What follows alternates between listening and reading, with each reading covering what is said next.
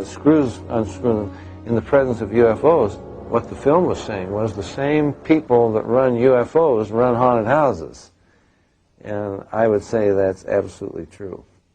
In 1969, the United States Printing Office issued a 400-page publication entitled UFOs and Related Subjects, an Annotated Bibliography. The author was the senior bibliographer for the Library of Congress, Miss Lynn E. Cateau. During her research, she read over 1,000 articles, books, and other literature. She summarizes her findings in the preface and parapsychologists. This document was compiled for the United States Air Force and is now in the Library of Congress. Dr. Jacques Vallée has addressed the United Nations on UFOs and was the model for Lacombe in Steven Spielberg's Close Encounters of the Third Kind. He is the author of 8 books on UFOs and has been widely recognized as the premier investigating scientist in the realm of UFO research. In his book, Messengers of Deception, Vallée says, an impressive parallel can be made between UFO occupants and the popular conception of demons.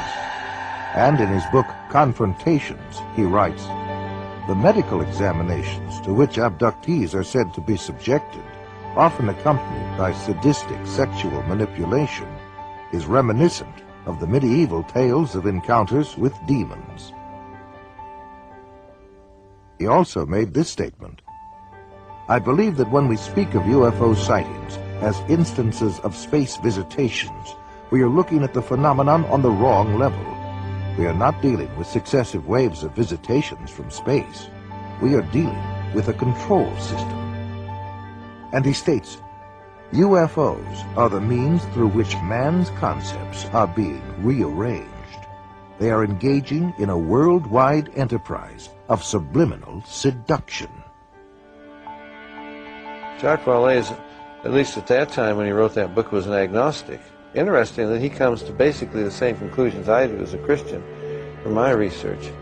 And he said about UFOs, they're real, but they're not physical. They're messengers of deception. And this was based on his research of about 20 years. They seem to be psychologically preparing, setting us up for some ultimate delusion that is too horrible even to imagine as yet. I would agree with that. Dr. I.D.E. Thomas is one of a long line of Welsh preachers. He is currently the senior pastor at the First Baptist Church of Maywood, California, and has authored several books which have enjoyed wide circulation.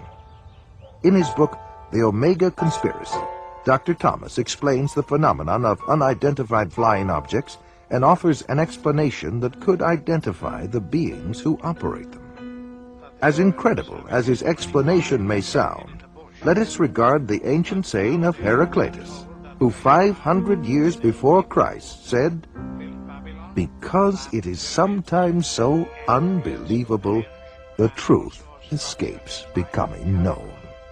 The answer to all this and the clue to this cosmic riddle may be found in the ancient book of Genesis. And back there in chapter 6, we are told of a very amazing and bizarre event. The sons of God saw the daughters of men and saw that they were beautiful, and they lusted after them.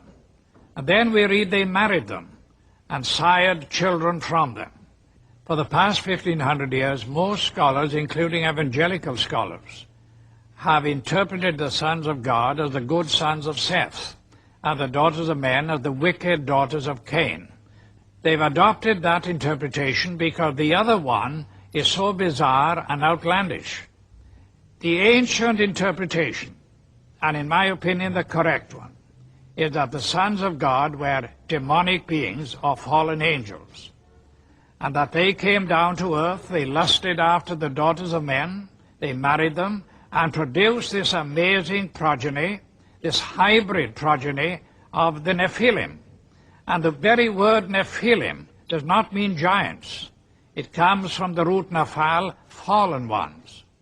The early Christian fathers in the first 4 centuries, men like Irenaeus, Tertullian, Ambrose, for 400 years they knew no other interpretation except that the sons of God were angelic beings.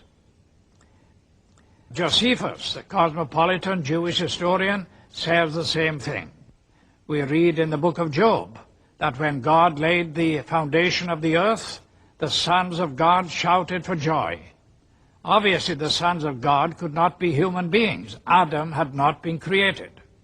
If this was a case of just mixed marriages between good men and wicked women, it is surprising that God should have issued the fire of judgment that he did.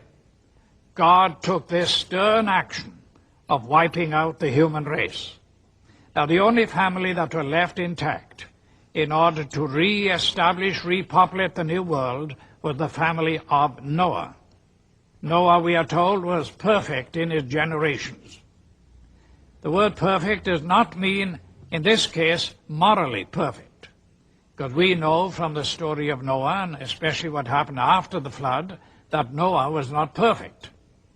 What it means is like a lamb for the paschal sacrifice, that lamb had to be without blemish, physically pure, without blemish. So it seems was the case of Noah, the only family that remained uncontaminated from these strange beings that appeared from space. The only line that was pure and clean from God's standpoint to start a new world and a new civilization. Jesus said, as in the days of Noah, so in the days of the coming of the Son of Man. Of all the patriarchs and prophets of the Old Testament, the key to prophecy above all others is Noah. And something happened in the days of Noah that was a distinctive characteristic of Noah's time that didn't happen before or after. Wars and famines and pestilences and natural disasters have always happened.